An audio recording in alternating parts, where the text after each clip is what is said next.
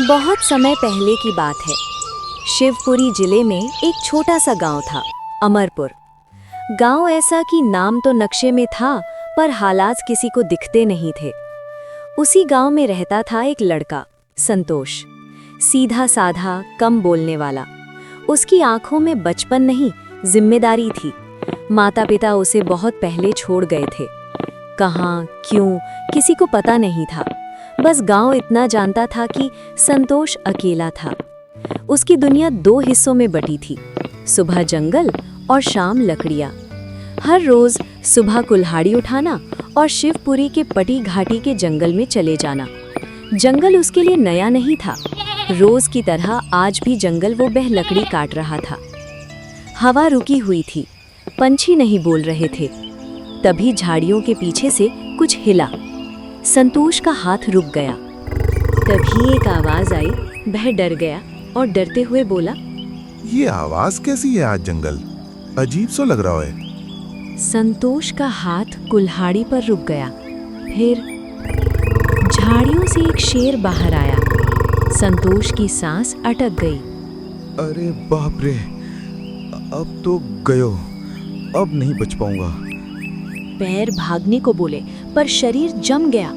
तभी वो शेर बोला, तू डर मत रे, मैं तुझे कुछ नहीं करूंगा। ये शब्द संतोष के दिमाग में अटक गए। वो सीधा शेर की आंखों में देखने लगा। रुक, एक बात बता। बोल। तू बोल कैसे रहो है? आज तक कभी सुना ना है कि शेर भी बोले? सब चीज जो सुनी जाती है वो सच नाय होती। मतलब? मैं कोई साधारण शेर नाय हूँ। मैं जंगल की वो चीज हूँ जो हर किसी को नाय दिखती। तू आखिर है कौन? मेरा नाम शेरा है और मैं उनसे बात करता हूँ जो दिल से अकेले होते हैं। संतोष की रूह कांप गई, डर से नहीं, इस एहसास से कि जंगल ने उसे चुन लिया है।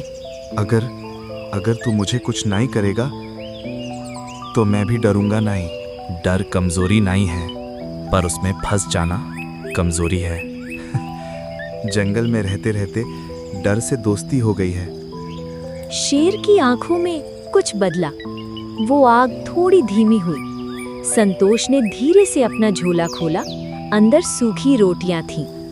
ज्यादा तो नाय है, पर जो है वो सच्चा है। तू मुझे दे रहा है? हाँ, भूख सबकी एक जैसी होती है।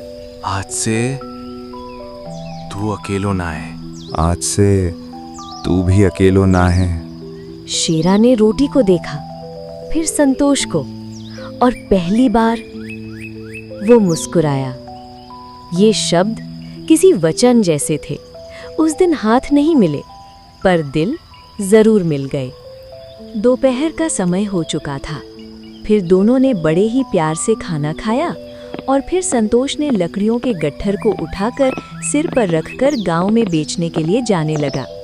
यहीं से दोस्ती शुरू हुई, एक आदमी और एक शेर की, जिसे पटी घाटी के जंगल आज भी याद रखते हैं। लकड़ियों का गट्ठर कंधे पर था। रास्ता लंबा था और कदम धीरे होते जा रहे थे। संतोष जंगल लगभग पार कर चुका था। अब वो दूसरे गांव की सीमा छूने ही वाला था। लेकिन थकावट अब बोलने लगी थी। पीठ टेक कर वो जमीन पर बैठ गया। आज तो देह ही जवाब दे रही है। हाथ पैर में दर्द होने लगो है। वो आंखें बंद ही करने वाला था कि दूर से घंटियों की आवाज आई। गाय, भैंस, बकरियां और बीच में दो गधे। एक चरवाहा उधर से आ रहा था। चरवाहे ने संतोष को देखा और रुक गया और बोला, कारे, इतनी सवेरे थक गयो? हाँ, रास्तों आज कुछ ज्यादा लंबो पड़ गयो। जंगल की लकड़ी है क्या?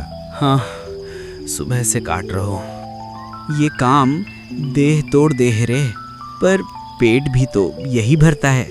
पेट की खातिर देह सुने कहाँ देती है? रोज का है क्या तेरो?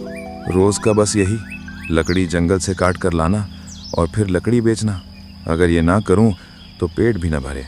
अच्छा, ठीक है भाई साहब। जयराम जी की। जयराम जी की भाई।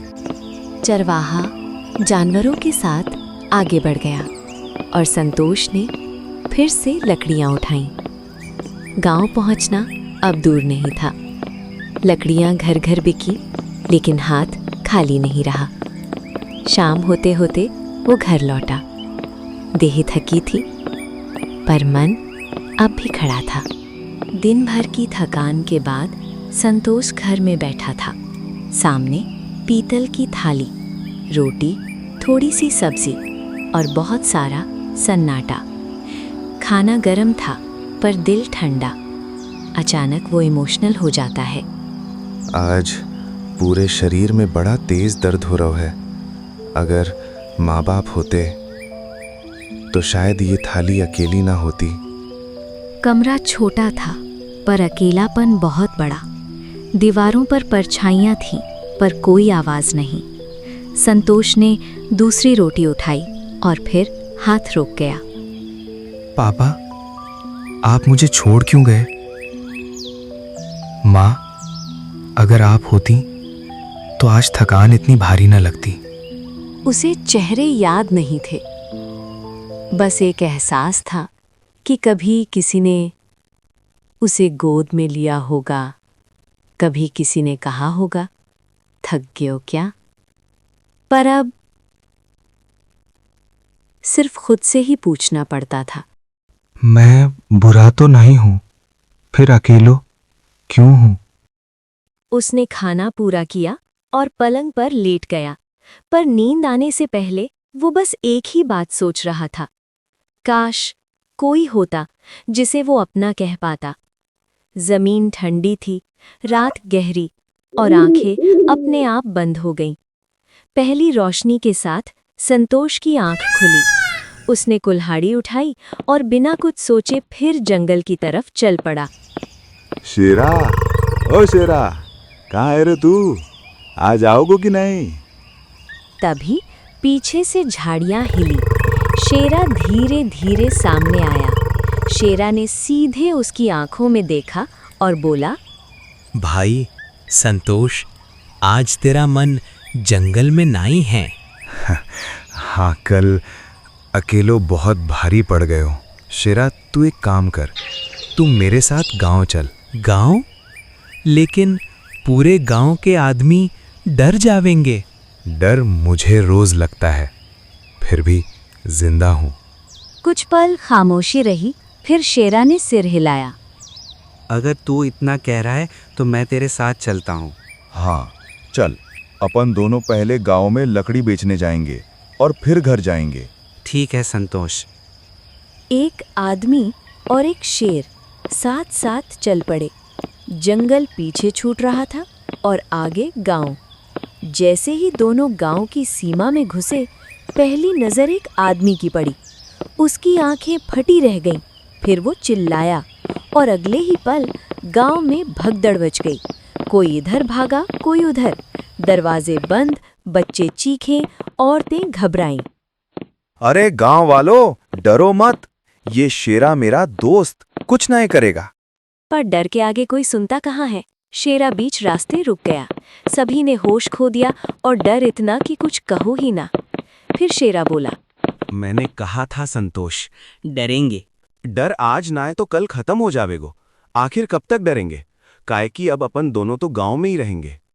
लकड़ी बेचकर जब दोनों घर पहुंचे तो शरीर थका हुआ था, पर मन हल्का। आंगन में दोनों चुपचाप बैठ गए। कुछ देर बस सांसें चली। हवा धीरे धीरे ठंडी हो चली।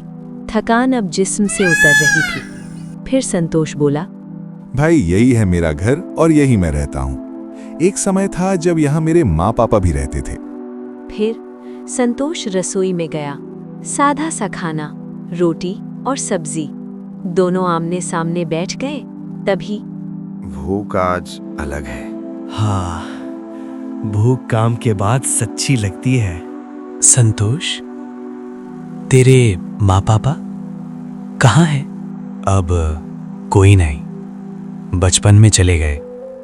माँ कहती थी मेहनत कभी धोखा नहीं देती, और पापा कम बोलता था पर सच बोलता था। मेरे भी माँ बाप थे। वास्तव में जंगल ऐसा ना है जैसा दिखता है। मेरी माँ मुझे शिकार से पहले सब्र सिखाती थी और बाप कहता था ताकत दांत में नाए दिल में होनी चाहिए। रात हो गई थी, पर बातें अब भी चल रही थीं। रात गहरी हो चुकी थी। घड़ी 12 पार कर गई, फिर 1, फिर 2 और कब 3 बज गए पता ही न चला। कभी सोचा नहीं था कि किसी से इतनी बात होगी। अकेलापन बात से हल्का होता है। सुबह हुई, सूरज निकला और अमरपुर की चौपाल फिर जागी। चौपाल में आज डर नहीं था। लोग कहते हैं दुश्मनी जात देखकर होती है और दोस्ती देखकर। अगर एक आदमी और एक शेर दोस्त हो सकते हैं तो इंसान इंसान का क्यों ना आए। आज भी चंबल के जंगल में कहानी चलती है दोस्ती की, जिसे लोग कहते हैं चंबल का शेर।